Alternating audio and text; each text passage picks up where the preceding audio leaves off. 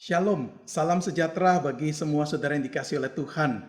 Salam untuk saudara-saudara peserta konvensi EE tahun ini. Kita bersyukur bisa bertemu lagi meskipun bukan dalam pertemuan secara fisik, tetapi dalam pertemuan virtual atau pertemuan online.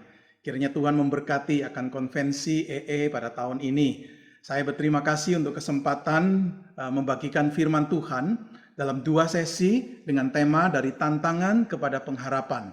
Mari kita masuk di dalam doa sebelum kita memulai sesi yang pertama.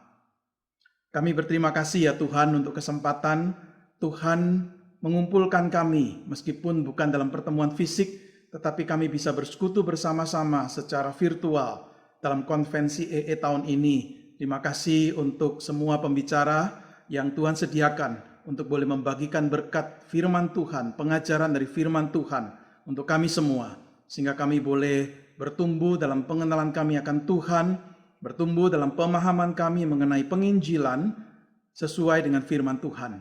Berkatilah akan sesi hari ini, Tuhan tolong hamba-Mu yang akan menyampaikan materi, dan Tuhan tolong setiap peserta yang mendengar, menyimak akan sesi ini, Tuhan yang juga berbicara kepada kami semua.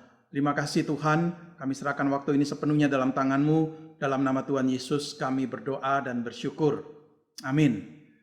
Sesi yang pertama ini saya akan dasarkan pada firman Tuhan dari Matius pasal yang ke-9 ayat yang ke-37 dan 38. Maka katanya, kata Yesus kepada murid-muridnya, tuaian memang banyak tetapi pekerja sedikit. Karena itu mintalah kepada Tuan yang empunya tuaian supaya ia mengirimkan pekerja-pekerja untuk tuaian itu.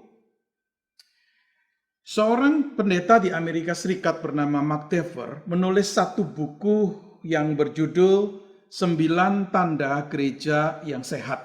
Jadi dia menyebutkan 9 hal yang harusnya ada di dalam suatu gereja sehingga gereja itu bisa disebut sebagai gereja yang sehat.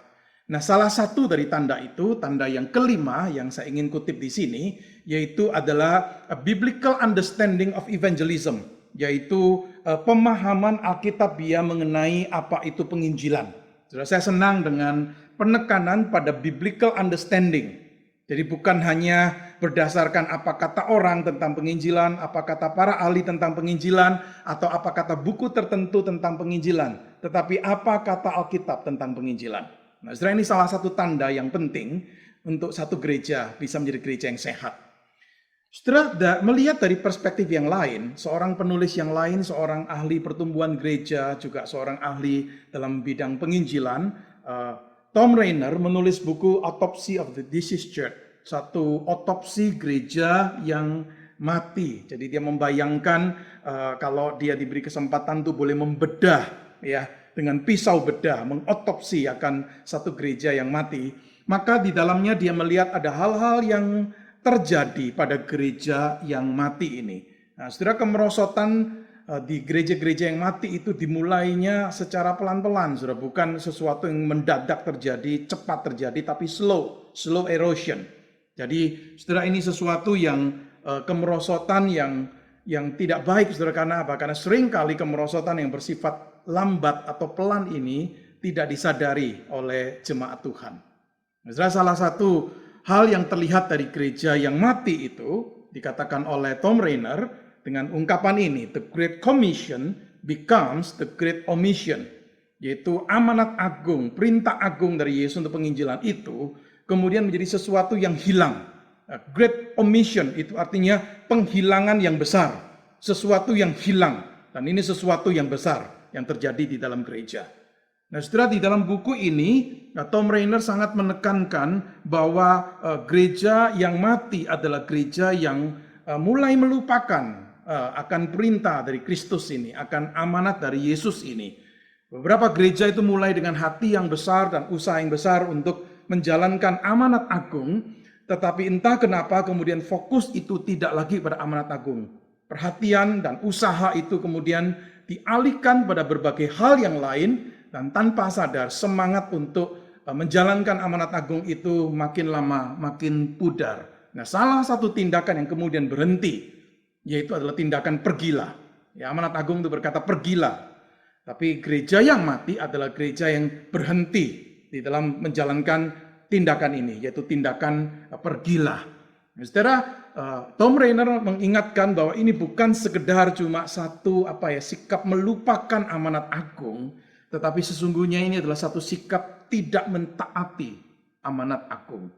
Saudara, pertumbuhan gereja tidak mungkin diharapkan terjadi secara otomatis, tanpa doa, tanpa pengorbanan, tanpa kerja keras, tanpa penginjilan. Itu sesuatu yang tidak mungkin.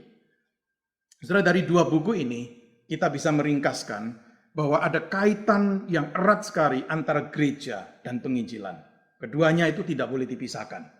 Seorang ahli penginjilan bernama Alvin Reid berkata bahwa penginjilan itu sesuatu yang penting, esensial bagi gereja. Karena gereja itu akan berhenti eksis tanpa penginjilan. Dan dia mengingatkan juga bahwa gereja lokal itulah rencana Allah untuk menjangkau dunia ini. Jadi saudara, kalau kita berbicara tentang penginjilan, kita bukan hanya berbicara mengenai penginjilan secara pribadi, individual, tetapi kita juga berbicara penginjilan gereja, penginjilan sebagai satu tim. Seperti satu gambaran memancing atau menjala ikan. Saudara, kita bisa memancing sendirian, ya. Tapi kalau kita ingin menjala atau mendapatkan ikan dalam jumlah yang banyak, dibutuhkan bantuan atau kita butuhkan rekan-rekan tim yang lain menolong kita mungkin dengan jala yang lebih besar, dengan cara yang lebih kuat, dan kemudian menjala begitu banyak ikan. Nah, saudara, ini dua hal yang berjalan bersamaan. Penginjilan pribadi, tetapi jangan lupa bahwa gereja juga sebagai satu komunitas, sebagai komunitas orang percaya, dipanggil juga untuk menjalankan penginjilan. Kita melihat di Kisah Para Rasul, kita menemukan bukan hanya para rasul yang melakukan pelayanan penginjilan, tetapi ada gereja di belakang mereka yang ikut mendukung, gereja yang juga melakukan penginjilan. Maka penginjilan itu harusnya menjadi prioritas dalam gereja. Penginjilan tidak boleh hanya menjadi satu kegiatan, satu program yang hanya bersifat insidental, tetapi ini menjadi satu tugas yang urgent. Tapi sayangnya, seringkali saudara, seperti tadi Tom Rainer mengatakan, the Great Commission itu menjadi the Great Omission. Ya, amanat agung itu dilupakan dan tidak ditaati. Itu menjadi sesuatu yang hilang. Dan ini satu penghilangan yang besar, the Great Omission. Setelah saya membaca hasil survei yang dilakukan oleh Barna Group di Amerika Serikat. Nah, hasil survei ini diterbitkan tahun lalu. Hasil survei mengenai penginjilan bertanya tentang penginjilan pada orang-orang Kristen milenial. Kelompok yang lahir dari antara tahun 1984 sampai 1998 di Amerika Serikat. Nah, saudara, dari hasil survei ini ada satu hasil dari survei yang saya ingin tunjukkan pada saudara di sini, yaitu 47% itu berpendapat bahwa melaksanakan penginjilan itu sesuatu yang salah. Jadi mereka tidak mendukung penginjilan. Tapi herannya 94% dari mereka berkeyakinan bahwa mengenal Yesus itu adalah hal yang terpenting di dalam kehidupan. Jadi mereka sadar, mereka punya Yesus, itu hal terpenting. Tetapi entah kenapa, saudara, 47% itu berpendapat penginjilan itu tidak diperlukan. Bahkan berpendapat bahwa penginjilan itu sesuatu yang salah. Saudara, ini sesuatu catatan penting untuk kita perhatikan. Meskipun ini survei di Amerika Serikat, ya tidak bisa mewakili seluruh dunia. Tapi paling tidak menunjukkan sesuatu pada kita. Saudara, ada banyak tantangan yang dihadapi oleh gereja di dalam kaitan dengan penginjilan.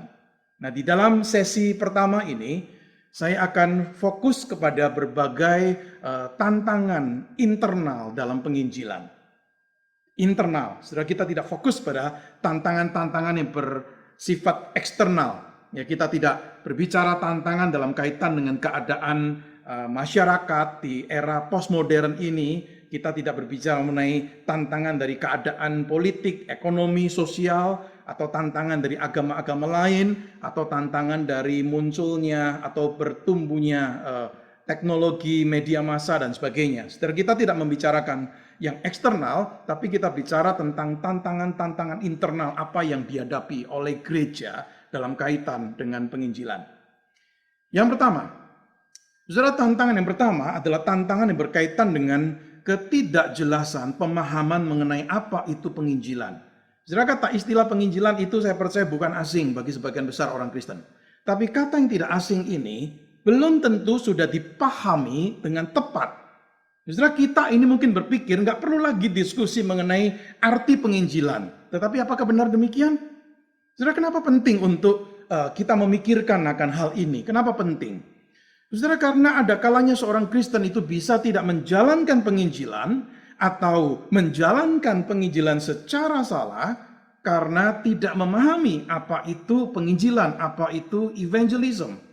Ada orang-orang yang berpendapat bahwa penginjilan ini adalah tugas orang-orang profesional tertentu, mungkin itu pendeta, penginjil, atau orang-orang yang duduk di dalam kepemimpinan rohani.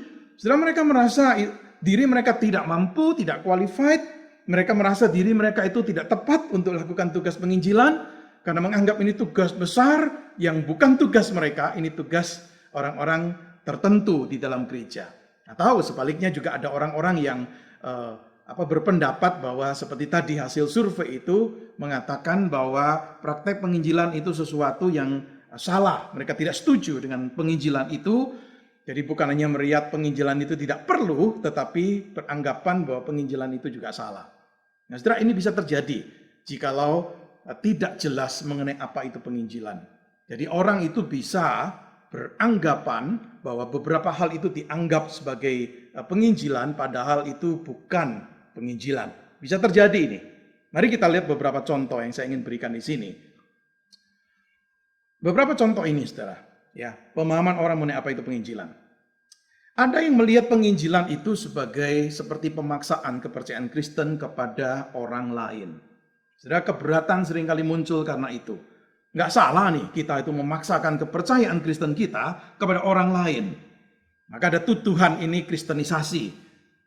Kalau kita lakukan penginjilan itu berarti seolah-olah kita beranggapan semua orang yang lain yang bukan Kristen itu salah dan kita yang paling benar. Maka kita perlu untuk mengajarkan kepada mereka kebenaran. Saudara, bagi orang-orang tertentu, ini dianggap sebagai satu pemaksaan. Saudara, apakah penginjilan itu memang adalah pemaksaan kepercayaan Kristen kepada orang lain? Ada yang beranggapan penginjilan adalah sharing mengenai Yesus. Saudara, kelihatannya iya ya, ini penginjilan. Tapi saudara, sharing mengenai Yesus nggak selalu identik dengan penginjilan. Karena kita bisa sharing tentang Yesus, misalnya sebagai penyembuh, sebagai pemberi berkat, sebagai penolong, sebagai pemuas dalam kehidupan kita, atau kita bisa berbicara tentang Yesus sebagai seorang nabi, atau sebagai seorang guru etika, atau sebagai seorang pendiri agama. Jadi saudara bisa sharing mengenai Yesus itu gak ada kaitan dengan hal keselamatan dalam Yesus, tidak ada kaitan dengan hal manusia yang sudah jatuh di dalam dosa. Saudara, orang bisa memberikan kesaksian pribadi, personal testimony. Kesaksian pribadi pun juga tidak identik itu dengan penginjilan. Kenapa? Karena kita bisa dalam kesaksian pribadi cerita tentang Yesus. Apa yang kita alami bersama dengan Yesus. Yang gak ada kaitannya dengan masalah keselamatan, masalah dosa. Kita cuma sharing tentang siapa itu Yesus. Jadi penginjilan itu tidak identik dengan sharing mengenai Yesus. Ada yang beranggapan penginjilan adalah apologetika. Ya, apologetika itu kita tahu adalah pembelaan iman Kristen. Membela iman Kristen dari berbagai keberatan, berbagai pertanyaan yang diajukan oleh orang-orang yang tidak percaya mengenai kekristenan. Saudara, di dalam penginjilan mungkin kita ini ditanya berbagai pertanyaan-pertanyaan yang sulit. Dan kita berusaha untuk menjawabnya. Tetapi perlu kita tahu, saudara, bahwa penginjilan itu tidak identik dengan apologetika, tidak identik dengan pembelaan iman Kristen. Kita bisa memberikan jawaban-jawaban terhadap berbagai pertanyaan sulit yang ditanyakan oleh orang-orang yang tidak percaya mengenai kekristenan, tetapi belum tentu kita itu pada saat yang bersamaan itu sudah melakukan apa yang kita sebut sebagai penginjilan. Ada yang beranggapan penginjilan adalah outreach, itu penjangkauan. Tapi saudara, kita perlu sadar bahwa outreach itu cakupannya luas sekali. Ya, tindakan-tindakan sosial, pelayanan-pelayanan sosial itu masuk di dalam bagian dari outreach ini. Ya, mungkin membagi makanan kepada orang-orang yang kekurangan makanan, memberi konseling pada orang-orang yang butuh untuk dikonseling, menolong orang-orang yang mungkin menjadi korban dari perceraian dan sebagainya. Setelah berbagai hal bisa dilakukan di dalam usaha atau pelayanan outreach dari gereja. Tapi dalam pelayanan outreach ini belum tentu dilakukan penginjilan di dalamnya. Belum tentu. Jadi penginjilan tidak identik dengan outreach. Penginjilan juga dimaknai atau dipahami oleh sebagian orang identik dengan memenangkan jiwa. Saudara, bagi saya ini sesuatu yang tidak tepat. Kenapa? Karena kita mengaburkan antara penginjilan dengan hasil penginjilan. Saudara, penginjilan memang bisa membawa kepada hasil. Ada orang yang positif menerima dan kemudian mengenal Tuhan dan bertobat. Tetapi penginjilan nggak identik dengan hasil dari penginjilan. Penginjilan tidak identik dengan memenangkan jiwa. Menginjili itu apa? Menginjili itu adalah mengkomunikasikan Injil, berita keselamatan dalam Yesus pada orang-orang yang belum percaya. Terlepas dari apakah kemudian itu membawa hasil atau tidak. Jadi penginjilan itu tidak identik dengan memenangkan jiwa. Penginjilan bisa membawa pada memenangkan jiwa. Tapi penginjilan itu bukan memenangkan jiwa. Nah, ketidakjelasan seperti ini bisa menimbulkan hal-hal yang kemudian justru menjadi halangan untuk melakukan pelayanan penginjilan. Tantangan yang kedua adalah tantangan berkaitan dengan kurangnya keyakinan pada Injil. Saudara, kurangnya keyakinan pada Injil itu bisa muncul karena apa? Bisa muncul karena misalnya sudah lama tidak melihat buah penginjilan. Tidak melihat lagi bahwa Injil itu sesuatu yang tampaknya bisa berbicara kepada orang di zaman ini dan bisa menyelamatkan orang-orang yang belum percaya. Saudara, kalau orang kehilangan keyakinan pada Injil, maka dia akan segan untuk men-sharingkan Injil itu kepada orang lain. Kalau kita give up, menyerah dengan keyakinan kita bahwa Yesus adalah pribadi yang masih sanggup untuk mengubah manusia yang berdosa, maka kita akan berhenti untuk menjadi saksinya. Saudara, tidak sedikit gereja atau lembaga Kristen yang sebelumnya itu menjadi pusat Injil yang hidup, tapi kemudian menjadi suam-suam. Karena apa? Karena kehilangan keyakinan akan Injil itu. Dunia ini menggoda orang-orang Kristen untuk malu terhadap Injil. To be ashamed of the gospel. Maka akibatnya bisa menggantikan keyakinan pada Injil itu dengan keyakinan pada hal-hal yang lain. Saudara, bisa juga faktornya adalah karena beranggapan keadaan dunia sekarang ini menjadikan Injil itu tidak relevan lagi. Ya, saudara, ada orang-orang berpendapat seperti ini, bahwa nggak cocok lagi nih pemberitaan Injil.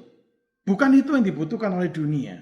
Bukan itu yang dibutuhkan oleh orang-orang yang belum percaya. Mereka membutuhkan sesuatu yang lain, bukan Injil yang mereka butuhkan. Jadi tidak relevan. Maka digantikan dengan berbagai hal-hal yang menarik, yang ditawarkan oleh gereja. Supaya apa? Supaya orang mau datang pada Tuhan, supaya orang mau untuk datang ke gereja. Setelah keeksklusifan Injil, itu juga bisa menjadi hal yang menghalangi orang untuk memberitakan Injil. Karena apa? Bagi sebagian orang Kristen itu satu permasalahan. Saudara, kita tahu sekarang kita ini hidup di konteks zaman yang sering kali orang sebut sebagai zaman pasca modern atau postmodern. Di zaman yang seperti ini, saudara, satu orang atau satu kelompok orang yang mengklaim mereka memiliki kebenaran yang mutlak, itu dianggap sebagai sesuatu yang arogan. Saudara, kita hidup di zaman yang pluralistik ini, maka banyak orang di masyarakat kita berpendapat bahwa banyak jalan menuju pada Tuhan. Banyak jalan untuk diselamatkan.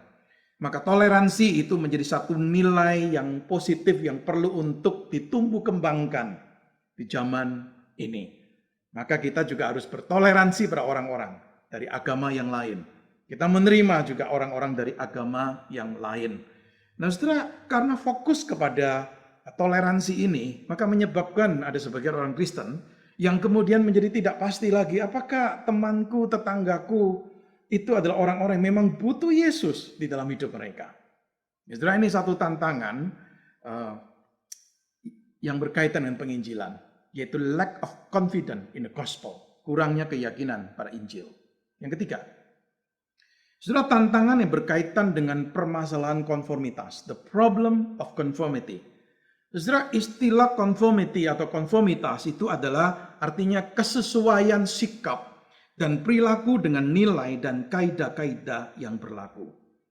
Saudara yang dikasih oleh Tuhan, mau tidak mau kita harus akui, sangat mudah sekali kita sebagai orang Kristen itu berkompromi dengan nilai-nilai dunia ini, berkompromi dengan lifestyle gaya hidup dari dunia ini.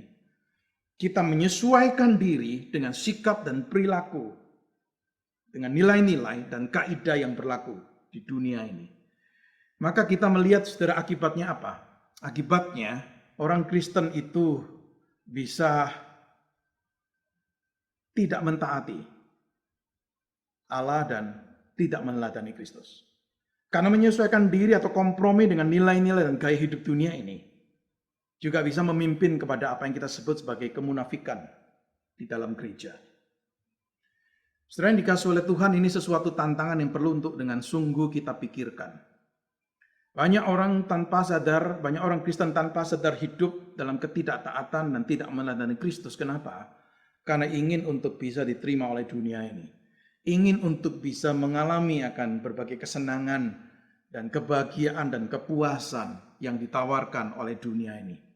Karena hidup di tengah-tengah budaya seperti ini, saudara, maka kita mendapat diri kita itu bisa sulit sekali untuk setia berjalan di jalan Tuhan. Saudara, kita sulit untuk meneladani Kristus. Kenapa? Karena Kristus adalah satu pribadi yang tidak berkompromi dengan budaya, dengan dunia sekitarnya. Dia hanya kompromi dengan satu hal. Dia hanya menyesuaikan diri dengan satu hal, yaitu dengan perintah atau kehendak Bapaknya di surga. Saudara, keadaan ini kalau terjadi dan dibiarkan, maka muncullah apa yang disebut sebagai kemunafikan di dalam gereja. Jadi berbagai tuduhan, berbagai lontaran, berbagai kritikan, sinisme itu muncul karena kemunafikan dari orang-orang Kristen. Orang-orang yang mungkin berkata satu hal tetapi melakukan hal yang lain. Memiliki keyakinan pada hal tertentu tetapi tidak melakukan apa yang diyakini itu. Saudara, orang-orang yang belum percaya atau yang tidak percaya itu tidak mencari kesempurnaan dalam diri orang-orang Kristen. Tetapi mereka ingin untuk melihat bukti nyata, realitas yang nyata, yang mereka ingin lihat dari orang-orang yang mengatakan bahwa Injil itu adalah kebenaran, Yesus itu adalah Tuhan. Nah, setelah tadi saya sebutkan survei dari Barna. Ya, salah satu yang tadi saya sebutkan di awal, di survei dari Barna itu juga dicatat ada hasil yang ditanyakan kepada orang-orang belum percaya mengenai Injil, mengenai kekristenan, dan hasil survei itu menunjukkan bahwa 34% dari orang-orang yang tidak percaya yang ditanya ini tentang kekristenan, itu mereka berpendapat mereka akan tertarik pada kekristenan jikalau mereka melihat betul-betul ada reputasi iman yang benar di gereja. 34% berpendapat seperti itu. Jadi mereka menyoroti akan kehidupan orang percaya, menyoroti kehidupan orang Kristen, menyoroti kehidupan gereja. Dan mereka mengatakan 34% kami akan tertarik nih. Kalau betul-betul reputasi iman itu memang terlihat nyata sungguh dalam kehidupan orang percaya, dalam kehidupan gereja. Saudara, ini the problem of conformity. Ini problema konformitas. Yang keempat, saudara, tantangan yang berkaitan dengan sikap atau permasalahan menarik diri dan memisahkan diri dari dunia. The problem of retreat and separation. Saudara, tanpa sadar, kita ini, orang percaya itu atau gereja itu, bisa menarik diri dari dunia. Menarik diri dari orang-orang yang tidak percaya, sehingga orang-orang Kristen itu tidak berhubungan banyak dan tidak mengenal orang-orang yang tidak percaya. Jadi tanpa sadar gereja itu bisa menyebabkan problema isolasi ini nih. Bisa terjadi kan? Ya, kalau kita nggak sadar ini. Saudara, gereja itu bisa penuh dengan aktivitas, program yang kemudian meminta, mengajak jemaat untuk ikut dalam berbagai program itu, dan kehidupan jemaat itu penuh dengan kegiatan-kegiatan di gereja. Ya, setelah mungkin seharian kerja, kemudian pulang ikut dalam kegiatan gereja. Dan komunikasi dengan orang-orang yang tidak percaya itu semakin berkurang. Bisa juga setelah timbul satu kecondongan seperti ini, yaitu ada sebagian orang Kristen yang mengembangkan sikap permusuhan, hostility terhadap dunia ini. Karena melihat apa? Melihat keadaan dunia yang penuh dengan dosa ini, melihat akan keadaan dunia yang bobrok, keadaan dunia yang kotor, maka supaya tidak ikut tercemar dengan keadaan yang seperti itu, maka memiliki mentalitas masuk bunker, masuk tempat pelindungan, bunker mentality ini. Untuk apa? Untuk mencegah supaya jangan sampai ada pengaruh-pengaruh yang buruk itu mencemari akan kehidupan kita. Saudara, karena menyadari bahwa tidak bisa hidup dengan setia di tengah-tengah godaan dunia yang seperti ini, maka orang Kristen sebagai orang Kristen bisa tergoda untuk menarik diri dari dunia yang seperti ini dan mengembangkan sikap yang negatif, mengenakan sikap permusuhan, mendirikan begitu banyak tembok-tembok pemisah, tembok-tembok penghalang nih, sehingga kurang berkomunikasi, berhubungan dengan orang-orang yang tidak percaya, mengenal mereka dan kemudian tidak melihat kebutuhan mereka untuk keselamatan. Saudara, ini tantangan yang keempat. Tantangan yang kelima adalah tantangan yang berkaitan dengan consumer mentality dalam gereja, yaitu mentalitas konsumer dalam gereja. Saudara, kita tahu budaya konsumer. Budaya konsumer adalah kalau kita ini butuh sesuatu kita beli. Bukan hanya kita beli, kita mungkin keliling belanja di berbagai tempat, berbagai toko online juga. Untuk kita itu mendapatkan barang dan kualitas yang baik dengan harga yang terbaik. Saudara, kenapa? Karena ingin untuk dapatkan sesuatu yang tentu baik atau menguntungkan diri kita. Saudara, budaya konsumer. Nah, tanpa sadar, budaya konsumer ini masuk di dalam kehidupan gereja. Orang-orang Kristen itu bisa melakukan hal yang sama di dalam kaitan dengan gereja nih. Saudara, kalau orang mencari gereja, mungkin mereka akan berkata, kami akan cari gereja yang benar. Kami akan cari gereja yang di mana kami itu bisa beribadah dengan baik, di mana kami itu bisa juga mungkin melayani Kristus. Tapi apakah itu betul-betul adalah faktor-faktor utama nih? Beberapa fenomena yang terlihat adalah begini, orang itu bisa mencari gereja dengan fokus utama pada apa sih yang ada di dalam gereja itu yang bermanfaat untuk aku. What's in it for me? Apa ini untuk aku? Saudara, melihat gereja, melihat gimana pelayanan anak, gimana pelayanan mahasiswa, gimana musiknya, gimana ibadahnya, gimana program-programnya. Saudara, tanpa sadar kita ini bisa memilih gereja berdasarkan apa yang ditawarkan oleh gereja itu untuk kita sih. Ya, saudara, gereja kemudian juga tergoda nih ya untuk memenuhi kebutuhan-kebutuhan yang dirasakan oleh orang-orang yang hadir di gereja ini. Gereja tergoda untuk memenuhi felt needs ya dari orang-orang yang hadir di gereja ini, maka memakai berbagai macam cara nih untuk apa? Untuk menyediakan apa yang memang diperlukan, apa yang memang diperlukan. Ya, saudara, budaya konsumer ini tanpa sadar bisa menjadikan orang itu percaya sesuatu itu bukan karena sesuatu itu benar, tetapi percaya sesuatu karena mereka suka dengan sesuatu itu. People no longer believe in something because it is true, but because they like it. Jadi konten atau isi dari iman itu bukan sesuatu yang penting lagi.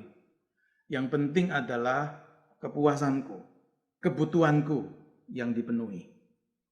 Maka bisa terjadi banyak pemahaman Alkitab, banyak khotbah, banyak tulisan di buku-buku rohani tidak lagi didasarkan kepada metode menafsir dengan benar, tapi yang paling penting adalah ini bisa berbicara apa sih kepada jemaat, bisa memberikan kekuatan apa nih pada jemaat, bisa menjawab apa terhadap kebutuhan dari jemaat. Saudara, itu bukan sesuatu yang salah motivasi untuk kita bisa menolong jemaat atau bisa menolong orang-orang yang hadir di gereja. Tapi kemudian kalau kita demi untuk memenuhi akan budaya konsumer ini, ya, memenuhi akan kebutuhan-kebutuhan yang dirasakan oleh orang-orang berkaitan dengan gereja. Saudara, tanpa sadar kita ini bisa mengkompromikan banyak hal. Kita bisa mengkompromikan apa yang seharusnya disampaikan. Kita bisa mengkompromikan ajaran yang benar yang harusnya disampaikan. Saudara, gereja tampaknya memang berusaha untuk menjangkau orang-orang ini, dan sepertinya kesannya adalah menjangkau nih orang-orang supaya kenal Tuhan, menjangkau orang-orang supaya datang ke gereja. Tetapi apakah memang itu sungguh-sungguh motivasi utama? Atau jangan-jangan motivasinya adalah kita berusaha dengan keras yang sepertinya menjangkau mereka, tetapi motivasi mungkin adalah supaya mereka memilih gereja kita dan tidak memilih gereja yang lain. Saudara, ini tantangan besar. Ini satu tantangan besar. Saya setuju ada orang berkata begini, bahwa kita ini memasuki era keegoisan yang radikal dan individualisme yang nggak bisa dikekang lagi di dalam kehidupan bergereja. Atau orang lain berkata begini, kita ini hidup di budaya takers, bukan budaya givers. Yaitu budaya ingin untuk mengambil, mendapat nih, bukan budaya untuk memberi. Saudara, bayangkan jika mentalitas ini terus terpupuk dan gereja membiarkan keadaan orang-orang percaya di dalamnya itu dengan mentalitas konsumer ini yang hanya memikirkan apa yang saya dapatkan, bukan apa yang saya bisa berikan, bukan apa yang saya bisa bagikan. Saudara, maka minat untuk terlibat dalam misi, minat untuk terlibat dalam penginjilan itu saya percaya juga menurun, memudar, dan mungkin akhirnya hilang. Maka lack of passion, kehilangan akan passion itu. Saudara, seorang penulis buku penginjilan bernama J. Max Stiles. Dia menulis buku yang berkaitan dengan penginjilan dan dia mengatakan perlu untuk kita membangun budaya penginjilan. A culture of evangelism. Budaya ini perlu untuk dibangun. Nah, di dalam tulisan itu ada satu kalimat atau ada satu pendapat dari dia yang saya ingin kutip di sini. Max Stiles itu berkata begini, untuk membangun budaya penginjilan di gereja ini, salah satu yang kita harus pahami, yang kita harus sadari, yang kita harus mengerti, dia sebut dengan istilah yaitu the danger of entertainment. Yaitu bahaya hiburan dalam gereja. Yaitu gereja cuma menghibur akan jemaatnya. Cuma ingin untuk menyukakan jemaatnya. Cuma sekedar untuk memenuhi kebutuhan-kebutuhan yang dirasakan oleh jemaatnya. Dia katakan kalau budaya ini terbangun, maka budaya penginjilan itu akan bisa tidak terbangun. Setelah ini tantangan yang kelima, ya, tantangan yang berkaitan dengan mentalitas konsumer dalam gereja. Yang keenam, setelah tantangan yang berkaitan dengan kebutahurufan Alkitab yang meningkat, rising biblical illiteracy. Saudara, bicara buta huruf di sini bukan artinya tidak bisa baca, bukan itu. Tapi kebutahurufan Alkitab di sini itu dalam kaitan dengan tidak memahami dengan sangat baik akan pengajaran Alkitab. Tidak tahu banyak mengenai ajaran iman Kristen sesuai dengan apa yang diajarkan di dalam Alkitab. Saudara, biblical illiteracy ini adalah problema bukan orang-orang yang di luar gereja, tetapi ini juga problema di dalam gereja. Ya, kalau orang di luar gereja bukan Kristen nggak tahu Alkitab, kita anggap itu sesuatu yang wajar kan. Tetapi kalau orang Kristen yang berpendapat bahwa Alkitab itu kitab suci adalah firman Allah, tetapi kemudian tidak sangat tahu isi dari Alkitab, ajaran Alkitab, kebenaran dalam Alkitab, saudara, inilah yang kita sebut sebagai biblical illiteracy, dan ini grafiknya makin meningkat. Ada ketidaktahuan yang cukup masif mengenai kekristenan, mengenai apa yang Alkitab ajarkan. Termasuk di dalamnya mengenai Injil, mengenai Yesus, mengenai dosa, mengenai keselamatan. Nah, saudara yang dikasih oleh Tuhan, permasalahan ini, saudara sadar atau tidak, itu berperan di dalam mengembangkan sikap-sikap negatif yang berkaitan dengan penginjilan. Saya sudah sebutkan beberapa hal dalam beberapa tantangan yang di atas. Hal-hal yang negatif berkaitan dengan penginjilan itu bisa terjadi karena apa? Karena tidak bertumbuh dalam pengenalan yang benar akan firman Tuhan. Saudara, kita nggak bisa lagi berasumsi bahwa orang-orang Kristen itu pasti memiliki worldview Kristen yang baik. Kita nggak bisa berasumsi seperti itu. Saudara, ini satu tantangan. Sebab bagaimana kita ini bisa menyampaikan sesuatu kebenaran Injil nih. Jikalau kita itu tidak tahu apa itu Injil. Bagaimana kita bisa berbicara tentang kebenaran? Jikalau misalnya ada orang-orang bertanya tentang kebenaran itu kepada kita. Kita nggak bisa menjawabnya berdasarkan apa yang Alkitab ajarkan. Saudara, kita nggak mungkin akan dipersiapkan untuk bisa memberitakan Injil dengan baik jikalau kita itu tidak memiliki pemahaman yang benar akan apa yang Alkitab ajarkan. Sadar atau tidak, pemahaman kita akan Alkitab itu akan berpengaruh kepada penginjilan kita. Menolong kita banyak, menolong kita bertumbuh, menolong kita untuk tahu hal-hal apa yang perlu diketahui sebagai seorang percaya, menolong kita untuk tahu kebenaran-kebenaran yang mungkin dipertanyakan oleh orang-orang yang belum percaya dan kita bisa menjawabnya. Nah, saudara yang dikasih Tuhan, ini penting. Tetapi sayangnya memang fenomena biblical illiteracy ini, tadi saya katakan rising nih, grafiknya itu makin meningkat nih. Nah, saudara, ini satu tantangan besar di dalam gereja. Yang ketujuh, yang terakhir, saudara, tantangan yang berkaitan dengan kecondongan, kita itu membiarkan problem, masalah, kesulitan, tantangan, membutakan kita untuk melihat adanya kesempatan. Saudara yang dikasih oleh Tuhan, penginjilan pasti ada kesulitannya, ada tantangannya, ada problemanya. Tapi kita ini bisa menjadi discouraged, kita bisa menjadi putus asa, kita bisa menjadi pasif karena apa? Karena tantangan-tantangan yang besar yang seperti ini. Yang kita rasa, wah kita nggak sanggup deh, kita give up deh, kita menyerah deh. Nggak ada jalan lain lagi deh. Nah, saudara, kita bisa jatuh dalam sikap atau kecondongan yang seperti itu. Banyak memang sudah tantangan atau problem berkaitan dengan penginjilan. Bisa karena kurang orang, kurang dana, kurang pelatihan, kurang khotbah dari pendeta yang mendorong jemaat, kurang banyak orang punya passion, ya kurang doa, kurang perlengkapan, dan berbagai hal lainnya. Tantangannya juga bisa karena apa? Keadaan sekitar ini menimbulkan kesulitan. Saudara, problems itu banyak, tantangan banyak, kesulitan itu banyak. Saudara, sikap yang seharusnya adalah memang kita mau tidak mau mengakui cukup banyak kesulitan, cukup banyak halangan untuk menjadi saksi Kristus, ya. Tetapi mari kita memiliki satu perspektif yang tepat, yaitu melihat di balik setiap tantangan kesulitan ada kesempatan.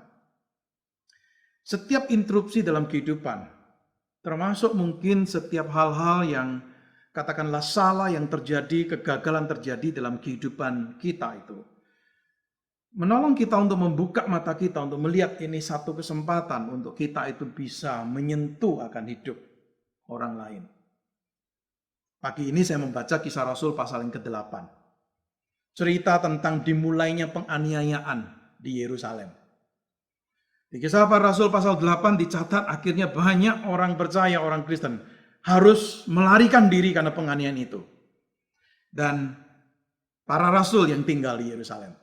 Hanya para rasul yang tetap tinggal di Yerusalem, tetapi sisa yang lain itu harus tersebar ke berbagai tempat, ke Yudea, ke Samaria. Tetapi kita melihat apa, saudara? Kita melihat orang-orang percaya ini, orang-orang Kristen ini, ketika mereka tersebar, terserak ke berbagai tempat itu, mereka melakukan penginjilan. Salah satu contohnya adalah Filipus yang pergi ke Samaria dan melakukan pelayanan pemberitaan Injil di sana. Tantangan, kesulitan, problem, yaitu apa? Persekusi. Ya, penganiayaan terjadi di Yerusalem. Tapi kemudian orang-orang yang tidak melihat itu sebagai suatu hal yang mematikan akan passion penginjilan mereka. Mereka tersebar dan mereka tetap melakukan penginjilan itu. Mereka lihat kesempatan, mungkin Tuhan ingin mereka pergi ke tempat yang lain. Saudara yang dikasih oleh Tuhan, kita tahu keadaan kita sekarang ini di tengah-tengah pandemi COVID-19.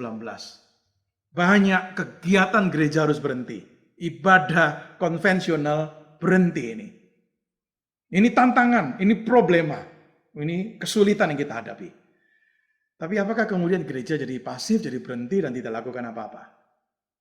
Ya, kita melihat, sudah bersyukur banyak gereja akhirnya berjuang nih dengan berbagai macam cara memanfaatkan teknologi digital itu untuk tetap bisa mengadakan ibadah sekalipun bukan fisik tetapi online.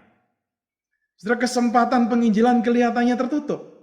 Saya bersyukur melihat beberapa gereja itu mengambil kesempatan untuk membuat satu acara yang kemudian ditayangkan secara online, secara virtual, dan itu dilihat oleh banyak orang, termasuk orang-orang yang bukan Kristen. Nah, itu sesuatu yang mungkin tidak pernah terpikirkan sebelum pandemi itu. Nah, saudara, kecondongan kita itu, we let the problem blind us to opportunity. Mari kita singkirkan itu. Dan saya harap ini menjadi satu sikap yang kita pegang juga berkaitan dengan berbagai tantangan yang saya sebutkan di atas tadi. Saudara, tantangan-tantangan itu banyak. Tapi mari kita tidak kemudian menjadi dibutakan, kemudian menjadi discouraged, kemudian menjadi putus asa, menjadi pasif, tidak berbuat apa-apa, karena kita merasa tantangannya terlalu besar. Tapi mari kita lihat ini sebagai satu kesempatan untuk kita berbuat lebih baik lagi. Saudara, tadi saya mengutip di awal itu ayat dari Matius 9 ayat 37 dan 38. Ya. Yesus berkata pada para murid, tuaian memang banyak tetapi pekerja sedikit.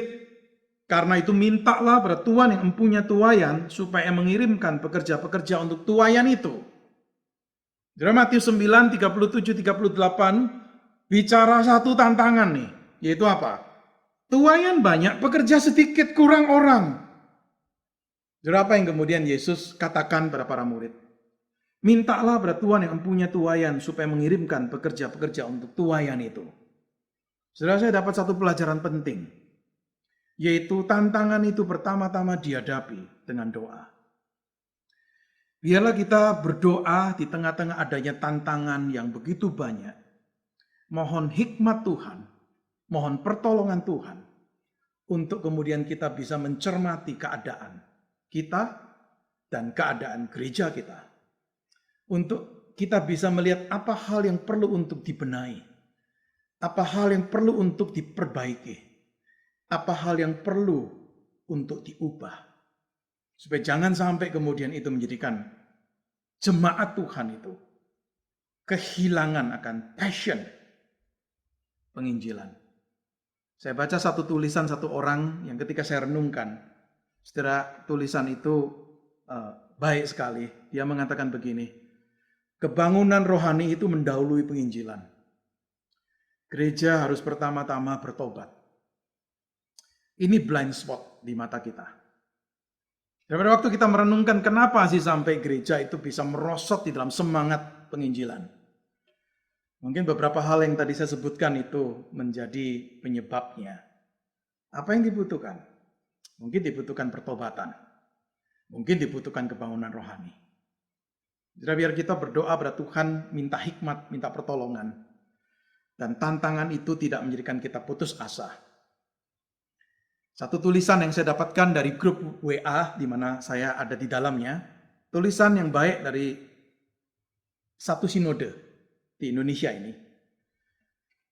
Tulisannya begini, air mengalir tidak pernah berbalik arah. Air tetap mengalir walaupun ada batu besar di depannya. Tetaplah maju walaupun sulit. Biarlah ini menjadi sesuatu kali ungkapan yang menolong kita untuk tahu bagaimana menghadapi batu-batu besar nih. Yang sepertinya menghambat kita untuk maju. Tapi marilah kita seperti air yang mengalir. Tetap mengalir walaupun ada batu besar di depannya, tetap maju walaupun sulit. Mari kita berdoa. Terima kasih untuk Tuhan yang sudah memimpin sesi 1 dari tantangan kepada pengharapan. Tuhan, kami merenungkan, merefleksikan beberapa tantangan internal gereja. Mungkin masih banyak lagi tantangan-tantangan yang lain. Tapi dari apa yang kami renungkan, apa yang kami pelajari, Tuhan, kami sadar banyak hal yang perlu untuk dibenahi. Banyak hal yang perlu untuk diperbaiki. Banyak hal yang perlu untuk diubah di dalam kehidupan kami sebagai orang percaya dan juga dalam kehidupan gereja Tuhan. Tuhan, kami menyadari bahwa kami ini lemah, kami ini terbatas. Kami bisa dipengaruhi oleh keadaan kami atau keadaan dunia ini, sehingga kami kehilangan akan passion untuk memberitakan Injil. Tuhan, mungkin Engkau memanggil kami untuk bertobat. Engkau memanggil gereja Tuhan untuk bertobat. Bila kami mendengar panggilan itu, jikalau memang kami harus bertobat. Bila Tuhan menolong kami juga untuk melihat tantangan itu bukan dengan sikap yang membuat kami discourage, putus asa, tetapi melihat ada kesempatan, ada opportunity, ada peluang yang kami bisa kerjakan. Tuhan, tolong untuk kami pertama-tama berdatang berdoa. Memohon pertolongan Tuhan, memohon hikmat dari Tuhan, memohon pencerahan dari Tuhan. Untuk kami sebagai orang percaya, sebagai gereja Tuhan, tahu apa yang harus kami lakukan. Terima kasih Tuhan. Berkatilah akan apa yang sudah kami pelajari bersama pada hari ini, pada sesi pertama ini. Di dalam nama Tuhan kami, Tuhan Yesus, kami naikkan doa kami. Amin.